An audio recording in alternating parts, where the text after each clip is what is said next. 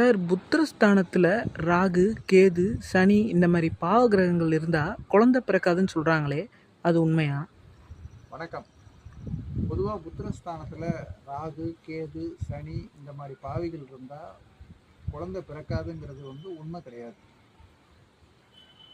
பொதுவாக ஒருத்தருக்கு குழந்தை பிறக்கணும்னா புத்திரகாரகன் குரு வலிமையாக இருந்தாலும் அவங்களுக்கு குழந்தை பிறந்துடும். அதே மாதிரி புத்திரஸ்தானத்துக்கு அதிபதி அந்த கிரகம் ஆட்சி உச்சம் இந்த மாதிரி நிலைமையில இருந்தாலும் வேற ஒரு இடத்துலேருந்து அந்த 5ஆம் இடத்தை பார்த்தாலும் குழந்தை பாக்கியங்கிறது கண்டிப்பாக உண்டு. அப்பனா அந்த இடத்துல 5ஆம் இடத்துல ராகு, கேது, பாவிகள் இருக்கிறதுக்கு என்ன பலன்னு கேட்குறீங்களா? அந்த பாவிகள் இருக்கிறதுனால குழந்தை பிறக்கிறது தாமதப்படும். அந்த குழந்தைகள் பிறந்த பிறகு அந்த பாவிகள் அந்த இடத்துல இருந்ததுக்கான கர்மாவை அந்த பிள்ளைகளை அனுபவிக்க வைக்கும். இதுதான் பலன். ஆனால் குழந்தையே பிறக்காதுங்கிறது உண்மை கிடையாது. அது கொடுக்கக்கூடிய பாதிப்புகளை பரிகாரங்கள் மூலியமா நம்ம குறைச்சிக்கிறதுக்கு முடியும்.